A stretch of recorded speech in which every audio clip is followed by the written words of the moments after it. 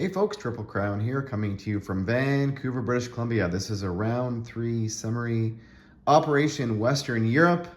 Well, the Japanese, they did their 3 sneak attacks, and no surprise, they captured Calcutta without taking a single loss. That's because the FEC did back out. There was only 3 units there to kill, and they did not return fire on the first round of combat. It was the Japanese scoring 3 hits. So the FEC backed out of West Bengal, which is right here, and they are now 2 spaces away from the Japanese, living to fight another day. The Japanese did take Borneo and Brunei. They've got their bulk of their navy here off of Borneo, and they are ready to start grabbing the money islands and getting rich as they sit parked off of the coast of Queensland. So that prevents the Anzac from building any ships, because whatever they build is going to be sunk. So their navy is parked here in southern Australia. But it's not all bad for the Allies over here in Asia, because the KMT did retake Burma from the Japanese. They've got 4 units there, and they have about 18 units ready to counterattack next turn should the Japanese retake it, which I think they're going to have to do because the KMT could go towards Siam. So we'll see what happens there. Do the Japanese grab some of their units from Calcutta? How many do they leave behind? So we'll see what happens here in South Asia. Over here, not so good for the CCP as they continue to back up.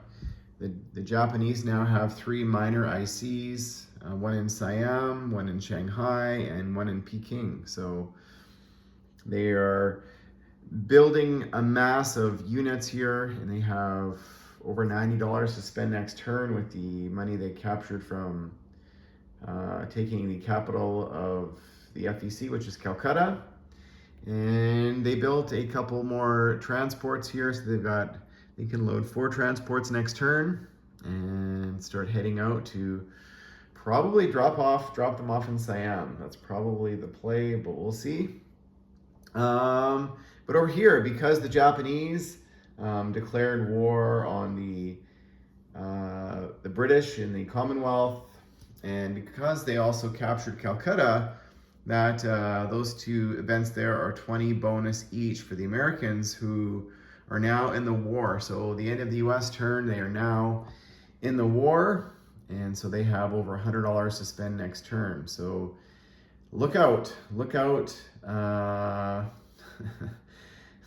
America, whatever direction they want to go but this game is going to be Western Europe, is going to be all kinds of problems for the Axis.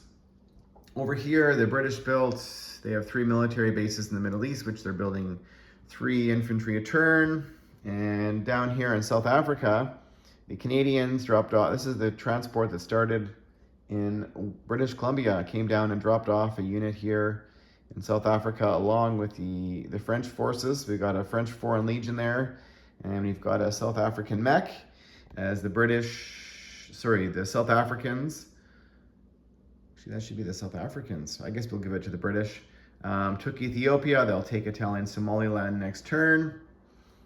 And bit of a standoff here happening in Cairo and Tobruk, and also between their navies. So currently the navies are similar in size, and the navy off the coast of Italy is protected by a double scramble which is provided by the Germans. And over here, the British have a radar tower which allows them to scramble a fourth fighter. So they can scramble 4 fighters into the sea zone to protect their navy. So it's a little bit of a standoff. Over here, we anticipate the Germans are going to declare war next turn on the Russians. So Operation Barbarossa will commence. Over here in the easternmost territory in Finland, it's just being occupied by 1 Russian. The Russians retreated, and currently it's a bit of a stalemate. both sides declaring victory. The Germans and the Finns, because they did not lose their colonial factory in Helsinki, and the Russians because, well, they didn't get out of position and lose a bulk of stuff fighting for something that's not their capital. So, and they did delay the Germans one turn, getting closer to Moscow, and they killed 12 German units to the, I believe the Russians lost about 6. So, but the Germans have 2 naval transports to keep feeding the northern flank. So we'll see what happens there. The Americans did build a couple destroyers here. They have 1 transport ready to unload.